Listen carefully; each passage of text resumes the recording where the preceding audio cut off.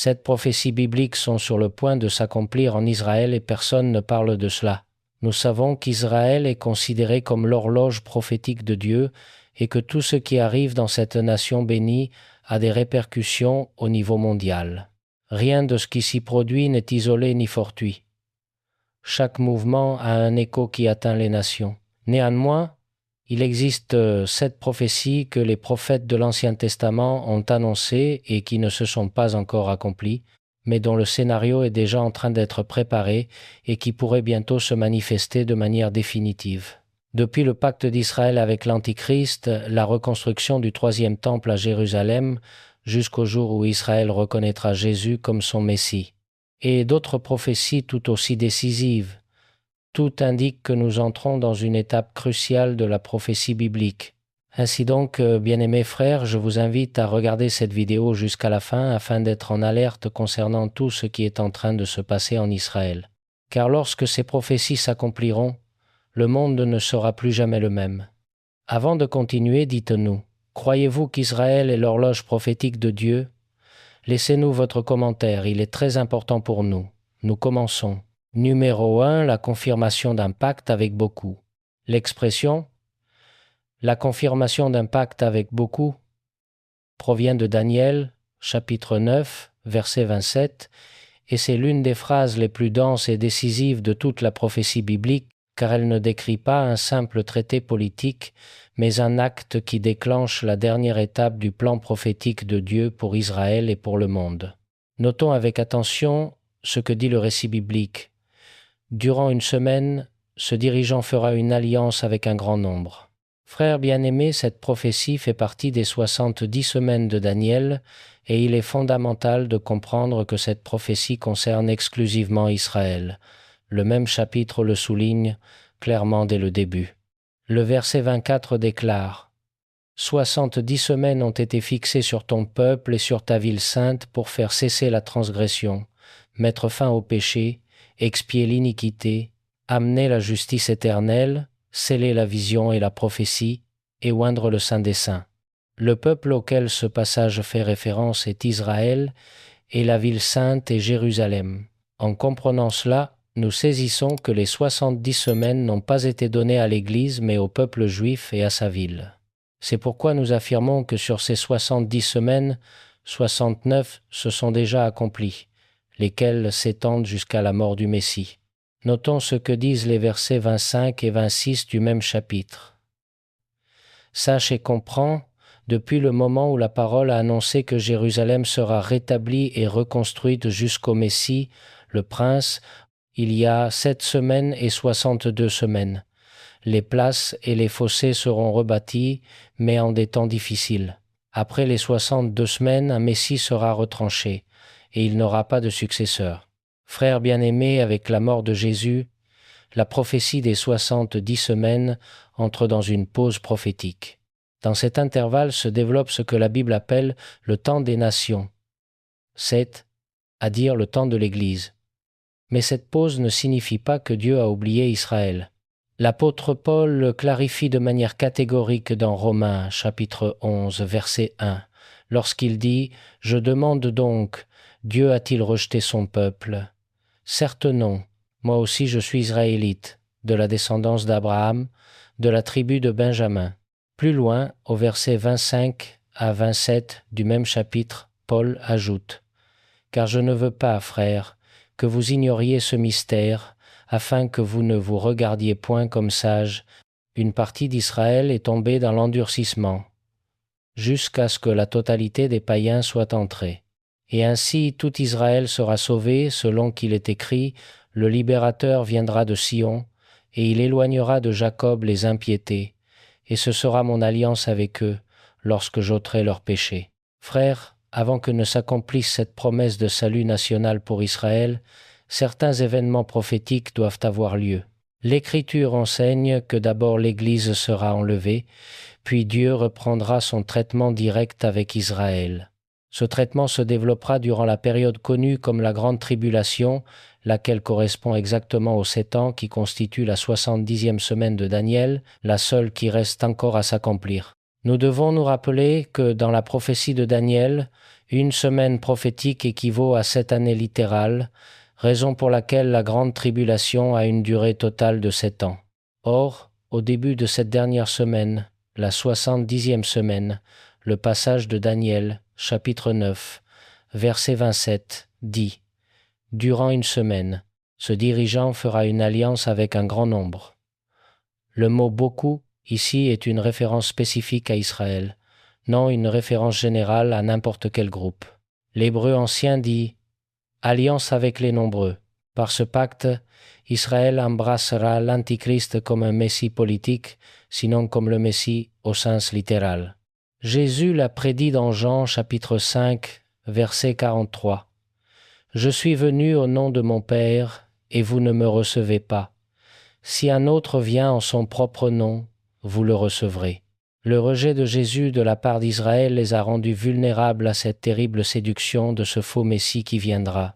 Apocalypse chapitre 6 verset 2 dit « Je regardai et voici parut un cheval blanc. Celui qui le montait avait un arc, une couronne lui fut donnée, et il partit en vainqueur et pour vaincre. » Frères bien-aimés, l'Antichrist n'apparaîtra pas comme un vilain, comme une figure sinistre ou repoussante. L'Antichrist surgira comme un homme charismatique, charmant et attirant, qui fascinera le monde avec un pouvoir de persuasion subjugant comme on n'en a jamais vu dans toute l'histoire de l'humanité. Tous l'acclameront, depuis les institutions mondiales les plus renommées jusqu'au gouvernement et aux partis politiques, les scientifiques et les penseurs. Tous, de manière unanime, le proclameront comme le sauveur du monde. Pour cette raison, Apocalypse chapitre 6 décrit l'Antichrist monté sur un cheval blanc, mais il s'agit d'un dictateur satanique qui imite Jésus. Lorsque Christ reviendra sur un cheval blanc, comme il est mentionné dans Apocalypse chapitre 19, suivra alors le règne millénaire. Mais ce premier cavalier du chapitre 6 inaugure la période de la grande tribulation. Frères bien-aimés, le pacte de l'Antichrist avec Israël apportera apparemment une fausse paix à Israël. Israël reviendra à une vie sûre et paisible sur sa terre et pourra rebâtir son temple à Jérusalem. Aujourd'hui, il semble impossible de penser que cela puisse arriver. Rappelons que l'endroit où se trouvait autrefois le temple juif est aujourd'hui occupé par le dôme du rocher, le troisième lieu le plus sacré pour l'islam. Mahomet affirmait y être monté au ciel. Or, penser que les Juifs puissent enlever ce lieu sacré aux musulmans paraît impensable. Dans ces circonstances, il est difficile de savoir comment l'Antichrist parviendra à convaincre les musulmans de céder l'emplacement qu'occupe actuellement le dôme du rocher pour que leurs voisins juifs honnisent y construisent leur temple. Numéro 2. La reconstruction du temple à Jérusalem. La reconstruction du temple à Jérusalem est l'un des axes centraux de la prophétie biblique future et l'un des thèmes les plus sensibles, complexes et déterminants du scénario prophétique lié à Israël. Or, en affirmant qu'il y aura un troisième temple à Jérusalem, nous nous appuyons sur ce que dit Daniel, chapitre 9, verset 27. Durant une semaine, ce dirigeant fera une alliance avec un grand nombre, mais au milieu de la semaine, il fera cesser le sacrifice et l'offrande, et sur l'aile du temple viendra l'abomination du dévastateur, jusqu'à ce que la ruine et ce qui a été résolu fondent sur le dévastateur. Ce passage est l'une des déclarations les plus claires de toute l'Écriture concernant l'existence future d'un temple juif à Jérusalem. Le texte affirme qu'il y aura des sacrifices et des offrandes en fonctionnement, et ceci est fondamental. Depuis la destruction du second temple en l'an 70, après Jésus-Christ, sous l'Empire romain, plus aucun sacrifice n'a été offert à Jérusalem. Le judaïsme rabbinique actuel ne les pratique pas, car selon la loi, ils ne peuvent être accomplis qu'au temple. Par conséquent, si Daniel annonce l'interruption des sacrifices, cela signifie qu'ils doivent d'abord être restaurés, et pour cela il doit exister un temple littéral et opérationnel. Jésus lui-même confirme cette interprétation dans Matthieu, chapitre 24, verset 15, lorsqu'il reprend la prophétie de Daniel et parle de l'abomination de la désolation établie dans le lieu saint. Christ ne spiritualise pas le texte, mais le présente comme un événement visible et reconnaissable, lié à un espace sacré concret. Cela renforce l'idée que le temple mentionné n'est pas symbolique, mais physique. Ce point devient encore plus convaincant lorsque nous avançons jusqu'au livre de l'Apocalypse. Au chapitre 11, versets 1 et 2, il est ordonné à l'apôtre Jean de mesurer le temple de Dieu, l'autel et ceux qui y adorent, mais de ne pas mesurer le parvis extérieur, car il a été donné aux païens. Cette instruction est extraordinaire pour une raison historique clé. Lorsque l'Apocalypse fut écrite, vers l'an 90 après Jésus-Christ, le second temple était déjà détruit depuis 2 décennies. Jean ne pouvait pas se référer à un temple existant à son époque. La vision désigne de manière incontestable un temple futur, ce qui confirme la réalité du troisième temple. À l'heure actuelle, bien que le bâtiment n'existe pas, les préparatifs sont étonnamment avancés. Les Juifs religieux ont déjà reconstruit tous les ustensiles du temple conformément aux descriptions bibliques. L'autel, la ménorah, les récipients sacrés et les instruments du culte. Les vêtements sacerdotaux ont également été confectionnés selon la loi de Moïse.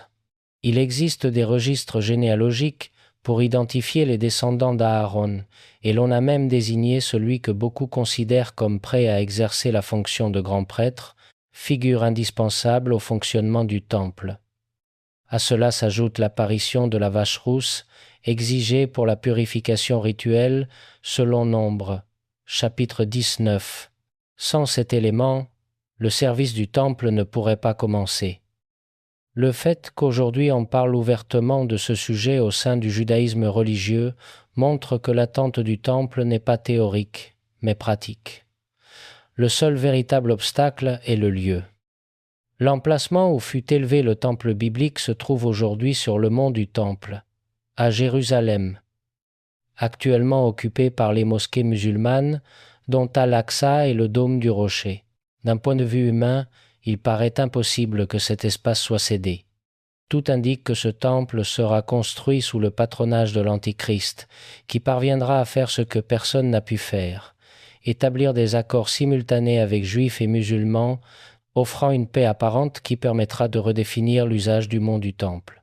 Ce même pacte sera celui qui, à la moitié de la semaine, sera rompu, donnant lieu à la profanation du temple et au début de la période la plus sombre de l'histoire humaine. Ainsi, le temple n'est pas un détail secondaire, mais le théâtre central du dénouement prophétique. 103e temple, Daniel chapitre 9, verset 27, ne peut pas s'accomplir littéralement. 103e temple, Apocalypse, chapitre 11, n'a aucun sens historique, et 103e temple, les paroles de Jésus resteraient sans cadre réel. Mais l'Écriture assure que ce jour viendra. Numéro 3. La profanation du temple, l'abomination de la désolation. La profanation du temple, connue dans l'Écriture comme l'abomination de la désolation, est l'un des moments les plus solennels, alarmants et décisifs de toute la prophétie biblique future, et elle est directement liée au temple qui se trouvera à Jérusalem à la fin des temps. La profanation implique qu'un lieu sacré est envahi, souillé et violé. Dans ce cas, l'Écriture annonce que le temple, qui fonctionnera initialement avec des sacrifices restaurés, sera interrompu violemment.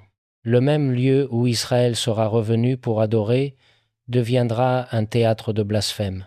Cette expression apparaît de manière explicite dans Daniel, chapitre 9, verset 27, où il est dit « Mais au milieu de la semaine, il fera cesser le sacrifice et l'offrande, et sur l'aile du temple viendra l'abomination du dévastateur, jusqu'à ce que la ruine et ce qui a été résolu fondent sur le dévastateur. » Bien-aimés, au début de la seconde moitié de la dernière semaine, l'Antichrist ne se contentera pas de jouir de la renommée que lui procureront ses grands succès politiques, mais assumera aussi le pouvoir religieux.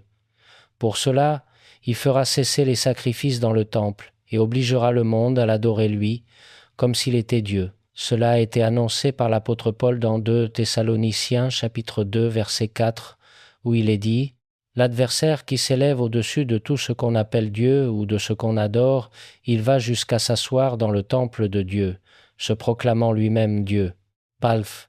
Cela se produira au milieu de la semaine. c'est-à-dire au bout de 3 ans et demi de la tribulation. Rappelons que le livre de l'Apocalypse se réfère à ces périodes comme 42 mois ou 1260 jours, et Daniel les décrit également comme un temps, des temps et la moitié d'un temps. À la moitié de la dernière semaine, ce prince qui doit venir manifestera son véritable caractère et ses intentions. Il ne sera plus le politicien habile qui obtenait des accords incroyables, mais il utilisera son pouvoir pour imposer par la force le culte de sa propre personne. Dans l'Apocalypse chapitre 13, versets 14 et 15, il nous est dit qu'un faux prophète dressera une image en l'honneur de l'Antichrist. Et tout indique que cette image sera placée dans le temple même et que le monde entier sera contraint de l'adorer sous peine de mort.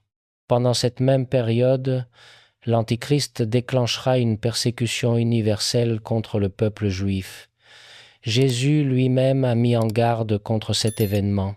Lisons Matthieu, chapitre 24, versets 15 à 20 et 1. C'est pourquoi, lorsque vous verrez l'abomination de la désolation, dont a parlé le prophète Daniel, établi dans le lieu saint, que celui qui lit fasse attention, alors que ceux qui seront en Judée fuient dans les montagnes, que celui qui sera sur le toit ne descende pas pour prendre ce qui est dans sa maison, et que celui qui sera dans les champs ne retourne pas en arrière pour prendre son manteau. Malheur aux femmes qui seront enceintes, et à celles qui allaiteront en ces jours-là, priez pour que votre fuite n'arrive pas en hiver, ni un jour de sabbat. Car alors la détresse sera si grande qu'il n'y en a point eu de pareil depuis le commencement du monde jusqu'à présent, et qu'il n'y en aura jamais. Frères bien-aimés, nous voyons que les avertissements s'adressent à des personnes qui se trouvent dans une zone spécifique d'Israël. Il y a des instructions concrètes pour ceux qui travaillent au champ, afin qu'ils ne reviennent pas chercher leurs vêtements et qu'ils fuient dès qu'ils apprendront que la profanation du temple s'est produite. On remarque aussi une préoccupation particulière pour les femmes à une époque peu appropriée pour avoir des enfants. Il est probable que durant cette période, il y aura une explosion démographique. De nos jours, certaines zones de la Terre connaissent déjà une surpopulation, ce qui pourrait être un indice que nous approchons de la fin des temps. Et une fois de plus, nous observons que les avertissements s'adressent à des personnes qui garderont le jour du repos, c'est-à-dire à des Juifs. Or, par l'expression « grande tribulation », Jésus se réfère clairement à une période d'affliction unique, plus intense que toute autre de l'histoire passée ou future. Certains affirment que l'Église traverse aujourd'hui des persécutions et des afflictions en certains endroits, et c'est vrai, mais la période décrite ici est si grave qu'elle ne peut être comparée à aucun autre moment de l'histoire. Dans Daniel, chapitre 12, verset 1, nous lisons aussi « En ce temps-là se lèvera Michel, le grand chef, le défenseur des enfants de ton peuple, et ce sera un temps de détresse tel qu'il n'y en a point eu depuis qu'il existe des nations jusqu'à ce temps-là. En ce temps-là, tous ceux de ton peuple qui seront trouvés inscrits dans le livre seront sauvés. Le peuple juif a traversé de nombreux temps de détresse au cours de son histoire.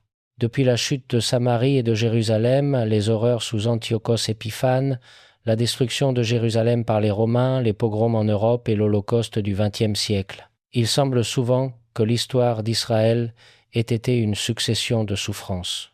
Cependant, ce temps de détresse sera différent. Ce sera le pire temps d'angoisse qu'Israël ait jamais connu. Apocalypse chapitre 12, versets 13 à 17 décrit la fureur du malin dirigée contre le peuple juif, ce qui donne naissance à cette période si terrible. Les trompettes, les sceaux et les coupes d'Apocalypse décrivent les conditions terribles du monde durant cette période. Le peuple juif sera la cible principale de la fureur du dragon et de l'Antichrist et vivra dans un monde qui se convulse de manière sans précédent à cause du jugement de Dieu. Néanmoins, malgré les terreurs de ce temps, la délivrance est assurée. Peu importe la gravité de l'attaque contre le peuple juif, Dieu promet de les préserver. Il ne rompra jamais sa promesse faite à Abraham. « J'établirai mon alliance entre moi et toi, et ta descendance après toi, selon leur génération. Ce sera une alliance perpétuelle, en vertu de laquelle je serai ton Dieu et celui de ta descendance après toi. » Or, l'abomination de la désolation durera jusqu'à ce que vienne la consommation et que ce qui est déterminé se répande sur le dévastateur. Cela correspond à ce que Gabriel annonça à Daniel qu'il se produirait à la fin des 70 semaines. Faire cesser la transgression et mettre fin au péché, comme il est affirmé dans Daniel, chapitre 9, verset 24. Cela se produira lors de la seconde venue du Fils de Dieu, quand il tuera l'homme du péché par le souffle de sa bouche et le détruira par l'éclat de son avènement, mettant ainsi fin à sa rébellion et à son iniquité, et apportant la justice éternelle sur la terre. Numéro 4. Le ministère des 2 témoins à Jérusalem. La base biblique se trouve dans Apocalypse, chapitre 11, où 2 serviteurs suscités par Dieu nous sont présentés au milieu de la période la plus sombre de l'histoire humaine. Leur ministère ne se déroule pas n'importe où, mais à Jérusalem, centre spirituel, prophétique et géographique du conflit final. L'Écriture déclare que ces 2 témoins prophétiseront revêtus de sacs pendant 1260 jours, c'est à dire 3 ans et demi. La couleur de leurs vêtements reflète clairement leur message de repentance, de jugement et d'appel urgent à revenir à Dieu. Ils ne prêchent pas la prospérité ni une fausse paix, mais la vérité, la confrontation et l'avertissement. Leur message s'adresse à la fois à Israël et aux nations. L'Apocalypse décrit que ces témoins possèdent une autorité surnaturelle. Si quelqu'un veut leur faire du mal, un feu sort de leur bouche et dévore leurs ennemis.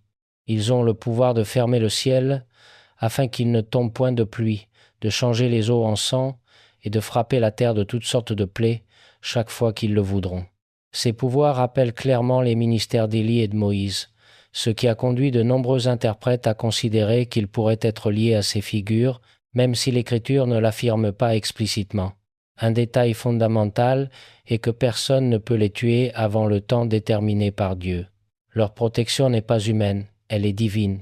Ils accomplissent leur mission jusqu'au dernier jour qui leur est assigné. Ce n'est que lorsqu'ils auront achevé leur témoignage que la bête qui monte de l'abîme recevra la permission de leur faire la guerre et de les vaincre. La Bible dit que leurs cadavres resteront sur la place de la grande ville, qui est appelée, dans un sens spirituel, Sodome et Égypte, là même où notre Seigneur a été crucifié. Cette référence ne laisse aucun doute. Il s'agit de Jérusalem. Le monde entier verra leur corps, se réjouira de leur mort et célébrera comme si l'on s'était débarrassé d'un fardeau gênant. Cela révèle à quel point le cœur humain sera endurci en ces jours-là. Mais le témoignage des 2 témoins ne se termine pas par la défaite. Après 3 jours et demi, l'esprit de vie venu de Dieu entrera en eux et ils se lèveront sur leurs pieds, devant tous. Une grande frayeur s'emparera de ceux qui les regarderont. Puis une voix du ciel leur dira « Montez ici », et ils monteront au ciel dans une nuée, à la vue de leurs ennemis. Immédiatement après, un grand tremblement de terre ébranlera Jérusalem, causant des destructions et amenant beaucoup à reconnaître la gloire de Dieu. Numéro 5. Jérusalem assiégée par les nations. Lisons Zacharie chapitre 14 verset 2. « Je rassemblerai toutes les nations pour qu'elles attaquent Jérusalem. La ville sera prise, les maisons seront pillées, les femmes violées, la moitié de la ville ira en captivité, mais le reste du peuple ne sera pas retranché de la ville. Trism, ce sera le dernier siège de cette ville bien-aimée. Mais le tableau qui nous est décrit n'a rien de réjouissant. L'ennemi s'empara cruellement de Jérusalem. Lorsque Zacharie prophétise et mentionne ici toutes les nations, nous comprenons que chaque nation y aura une représentation. Aujourd'hui, il n'est plus difficile d'imaginer comment cette situation pourrait se produire avec des représentants de nombreuses nations réunies au même endroit. Il y a des années furent créées les Nations Unies, cet organisme qui approuva la création de l'État d'Israël et qui est composé de la majorité des nations du monde. De plus, cette entité dispose d'une armée formée de contingents de divers pays avec une fonction représentative et un objectif supposément pacifique. Cette armée internationale est présente dans de nombreuses zones de conflit de la planète et maintient aussi des missions permanentes dans les régions limitrophes d'Israël, dans un contexte particulièrement complexe en raison des nombreux intérêts politiques de la région. Cependant, tout sera différent ce jour-là. Un corps militaire composé de représentants de toutes les nations se présentera, encerclera Jérusalem et finira par s'emparer de la ville. Le livre de l'Apocalypse complète ce scénario lorsqu'il décrit le rassemblement des nations pour la bataille finale connue sous le nom d'Armageddon. Le verset est clair lorsqu'il dit « Les maisons seront pillées, les femmes violées, et la moitié de la ville ira en captivité, mais le reste du peuple ne sera pas retranché de la ville. » Apparemment, ce que nous pouvons comprendre de ce texte, c'est que certains réussiront à s'échapper. Certains croient, et nous en faisons partie, que ceux qui parviendront à fuir cette situation si angoissante iront se réfugier dans cette célèbre ville sculptée dans une région entièrement rocheuse, appelée Pétra. Cependant, il pourrait aussi s'agir de la forteresse rocheuse de Masada, où déjà au 1er siècle, autour de l'an 70 après Jésus-Christ, lorsque Jérusalem tomba, un groupe nombreux de Juifs se réfugia avec ses familles et ses animaux afin d'échapper aux envahisseurs romains. Le problème principal de Masada comme refuge est qu'aujourd'hui ce serait une cible facile, un objectif accessible pour les bombardiers. Pour cette raison, de nombreux spécialistes de la prophétie penchent pour l'idée que l'ancienne ville, abandonnée de Pétra, si singulière et encastrée dans la roche, aujourd'hui visitée par des milliers de touristes, serait le lieu le plus approprié comme refuge. Frères bien-aimés, Zacharie dut révéler cette triste vérité à son peuple.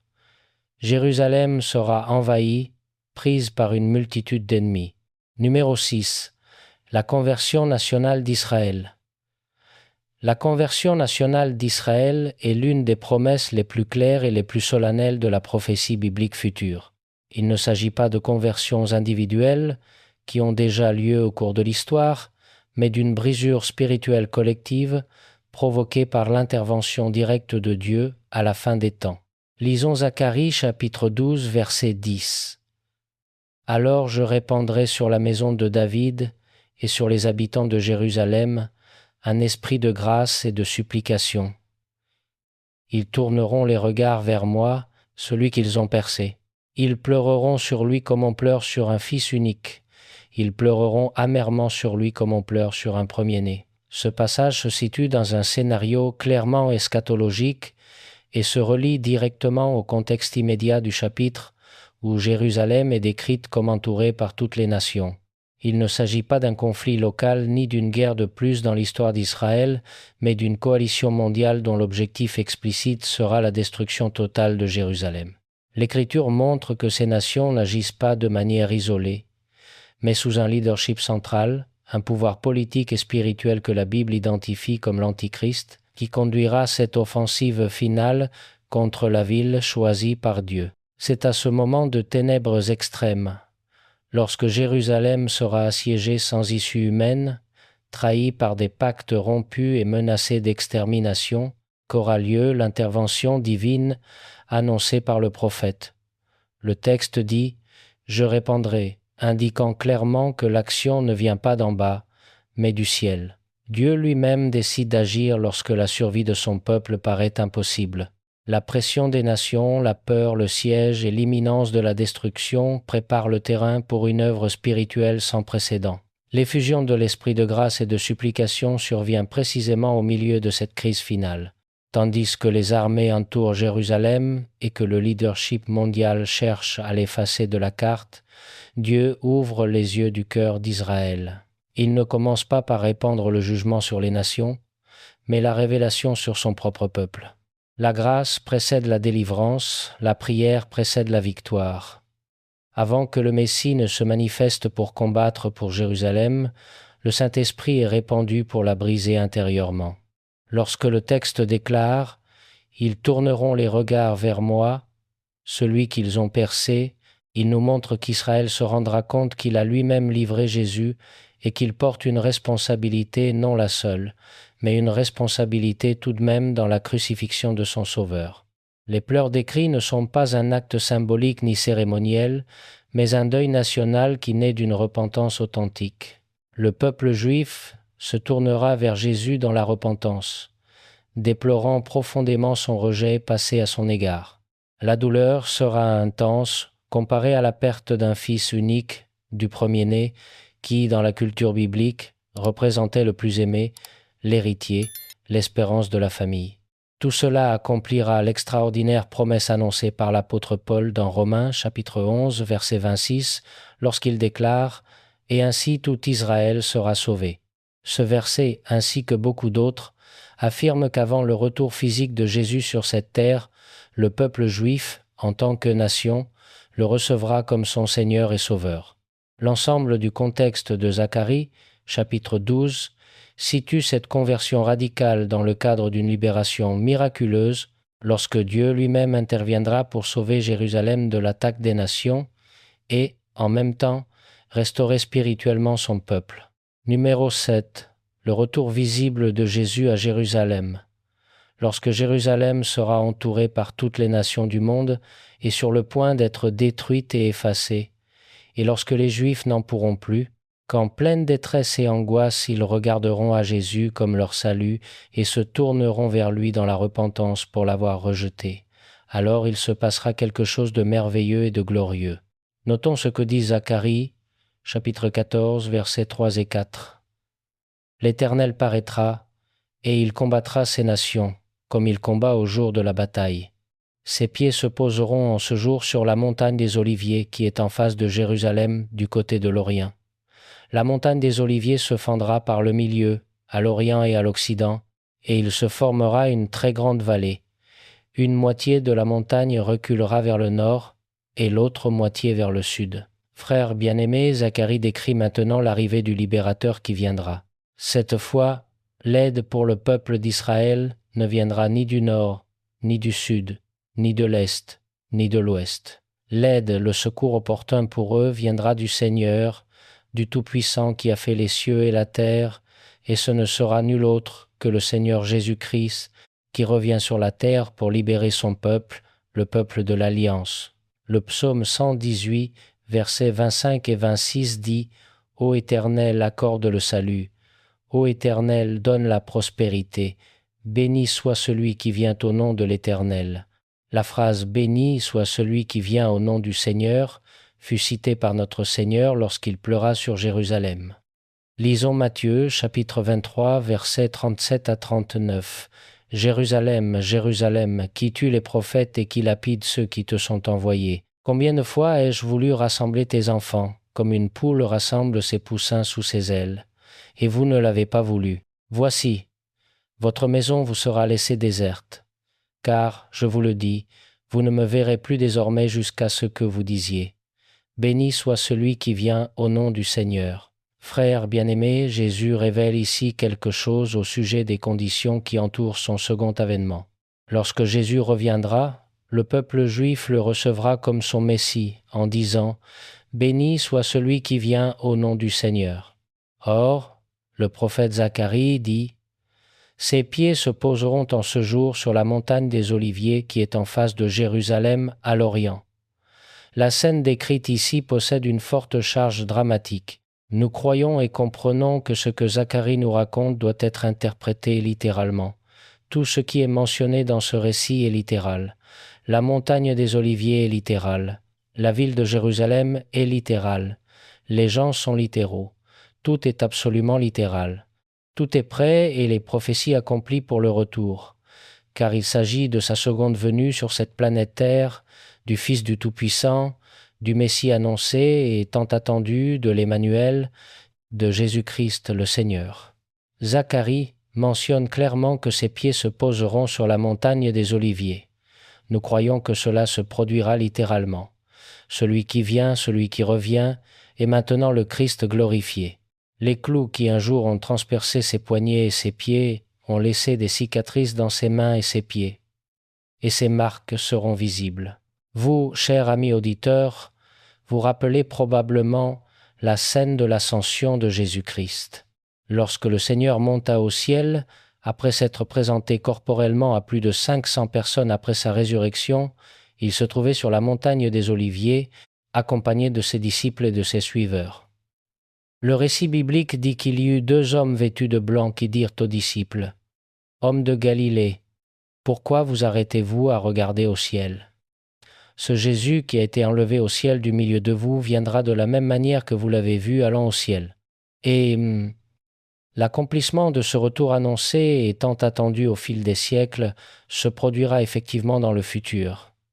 Quand cela arrivera-t-il ? Quand se produira ce que des millions de croyants ont désiré voir, le retour de leur bien-aimé Sauveur et Seigneur ? Au jour du Seigneur, dit Zacharie, au moment où le peuple juif, son peuple choisi et tant aimé, traversera de grandes difficultés. La prophétie annonce que Jérusalem sera assiégée et prise, mais ce sera la dernière fois qu'elle subira cette humiliation et cette angoisse. Lisons le verset 4. « Ses pieds se poseront ce jour sur la montagne des Oliviers qui est en face de Jérusalem, à l'Orient. » Cette mention n'est pas un simple détail, c'est une déclaration importante.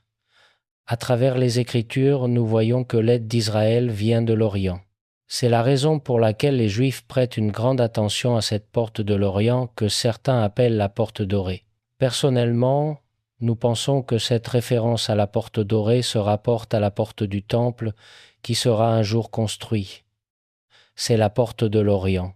Par conséquent, le Messie viendra de l'Orient. Le prophète Ézéchiel fait aussi référence au fait que l'aide qui viendra les secourir provient de l'Orient. Cette mention est très intéressante. Plusieurs pays ont soutenu la nation d'Israël pendant longtemps, depuis sa création comme État, mais ces nations se trouvent en Occident. Ainsi, nous pensons que la véritable aide qui viendra provient du Seigneur. Et jusqu'à présent, il n'y a pas encore eu d'accomplissement de cette prophétie. Chers amis auditeurs, en lisant cette prophétie, nous comprenons que ce qui se produira là-bas sera un grand tremblement de terre et que cette montagne, la montagne des Oliviers, subira un phénomène géologique et se fendra en deux. Zacharie décrit ce qui se produira. Une moitié se déplacera vers le nord et l'autre moitié vers le sud. De grands changements géographiques sont annoncés dans cette région. La ville de Jérusalem est actuellement entourée d'une terre très rocheuse, rude et sèche, avec de nombreuses collines qui s'étendent dans toutes les directions au nord, au sud, à l'est et à l'ouest, parsemées d'énormes rochers caractéristiques de cette région. Mais un jour, en accomplissement de cette prophétie, la montagne des Oliviers, cette zone touristique qui attire des centaines de milliers de chrétiens de tous les recoins de la terre, sera de nouveau le théâtre des pas de celui qui connaissait bien cette région. Jésus-Christ, le Messie, le Fils de Dieu, fait homme, méprisé, humilié et persécuté, qui n'a fait que le bien et qui, par amour pour l'humanité et par obéissance au Père céleste, s'est fait homme, a vécu et souffert toutes sortes de peines jusqu'au châtiment le plus humiliant, la terrible mort sur une croix, mais qui a été ressuscité par la puissance de Dieu. Celui qui est monté au ciel pour être à la droite du Père et intercéder pour chacun de nous ici sur la terre, il reviendra. Il reviendra en gloire pour mettre fin au règne de l'homme sur cette terre, et le Seigneur établira son règne de paix sur cette terre. Notons ce que dit Apocalypse, chapitre 19, versets 11 à 16. « Puis je vis le ciel ouvert, et voici, parut un cheval blanc. Celui qui le montait s'appelle Fidèle et Véritable, et il juge et combat avec justice. Ses yeux étaient comme une flamme de feu. Sur sa tête étaient plusieurs diadèmes. Il avait un nom écrit que personne ne connaît, si ce n'est lui-même. Il était revêtu d'un vêtement teint de sang. Son nom est la parole de Dieu. Les armées qui sont dans le ciel le suivaient sur des chevaux blancs, revêtus d'un fin lin, blanc et pur. De sa bouche sortait une épée aiguë pour frapper les nations. Il les pétra avec une verge de fer. Il foulera la cuve du vin de l'ardente colère du Dieu Tout-Puissant. Il avait sur son vêtement et sur sa cuisse un nom écrit « Roi des rois et Seigneur des seigneurs ». Frères bien-aimés, la fureur de sa colère lors de sa seconde venue sera un grand contraste avec la douceur qu'il manifesta lors de sa première venue. Spurgeon, en commentant ce passage, a dit « Jésus est le seul roi qui fait toujours la guerre de cette manière. Il y a eu de brillantes exceptions à la règle générale, mais d'ordinaire la guerre est aussi trompeuse que sanglante, et les mots des diplomates sont un paquet de mensonges. Il semble impossible que les hommes délibèrent sur la paix et la guerre sans oublier immédiatement le sens de ces mots et les liens de l'honnêteté. La guerre semble encore être une affaire dans laquelle la vérité serait déplacée et où la justice s'en va. Mais puisque notre roi est juste, qu'il juge et qu'il fasse la guerre. Le royaume de Christ n'a pas besoin de tromperie. Le langage le plus simple et la vérité la plus claire sont les armes de notre milice. Or, nous arrivons à la fin de la guerre d'Armageddon. Il s'agit de la bataille finale et définitive. Lisons les versets 17 à 20 et un de ce chapitre 19 de l'Apocalypse.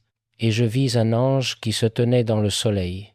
Il cria d'une voix forte à tous les oiseaux qui volent par le milieu du ciel. « Venez, rassemblez-vous pour le grand festin de Dieu, afin de manger la chair des rois, la chair des chefs militaires, la chair des puissants, la chair des chevaux et de ceux qui les montent, la chair de tous, libres et esclaves, petits et grands. Et je vis la bête, les rois de la terre et leurs armées rassemblés pour faire la guerre à celui qui était assis sur le cheval et à son armée. Et la bête fut prise, et avec elle le faux prophète qui avait fait devant elle les miracles par lesquels il avait séduit ceux qui avaient reçu la marque de la bête et ceux qui adoraient son image. Ils furent tous deux jetés vivants dans l'étang, ardes de feu et de soufre. Les autres furent tués par l'épée qui sortait de la bouche de celui qui était assis sur le cheval, et tous les oiseaux se rassasièrent de leur chair. La bête et le faux prophète défieront Dieu jusqu'au dernier instant.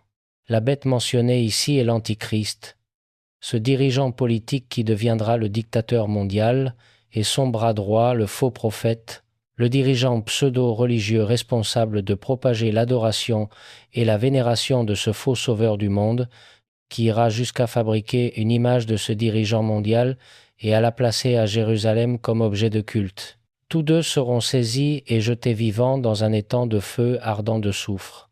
La rébellion de l'homme contre Dieu est inutile et absurde.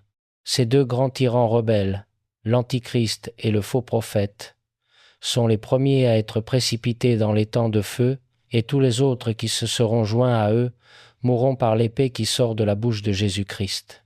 Frères bien-aimés, en considérant tout cela, nous devons affirmer clairement qu'un jour tout genou fléchira et toute langue confessera que Jésus-Christ est le Seigneur. L'apôtre Paul, écrivant aux Philippiens, l'exprime au chapitre 2, versets 9 à 11. « C'est pourquoi aussi Dieu l'a souverainement élevé et lui a donné le nom qui est au-dessus de tout nom, afin qu'au nom de Jésus tout genou fléchisse dans les cieux, sur la terre et sous la terre, et que toute langue confesse que Jésus-Christ est Seigneur, à la gloire de Dieu le Père. » Kuma. Cher ami auditeur, si vous ne connaissez pas encore Jésus-Christ comme votre Sauveur et Seigneur, si vous ne lui avez pas encore demandé de vous pardonner et de vous purifier de tout péché car lui seul peut le faire, il n'y a pas d'autre médiateur entre Dieu le Père et les hommes que Jésus. Si vous n'avez pas encore la certitude que vous passerez l'éternité avec Dieu et que votre nom a été écrit par le doigt de Dieu dans le livre de vie, alors, très cher ami, nous vous supplions instamment de ne pas attendre davantage. Aujourd'hui peut être le premier jour d'une vie nouvelle, une vie comme enfant de Dieu, pardonné, sauvé et profondément aimé de celui qui sera un jour le roi des rois. Ainsi, nous arrivons à la fin de cette vidéo. Si vous avez des doutes ou des questions, veuillez les écrire dans les commentaires, et c'est avec grand plaisir que nous essaierons de vous aider à comprendre les précieuses enseignements de la parole de Dieu. Nous vous quittons aujourd'hui et espérons vous retrouver à nouveau dans notre prochaine vidéo. Que Dieu vous bénisse.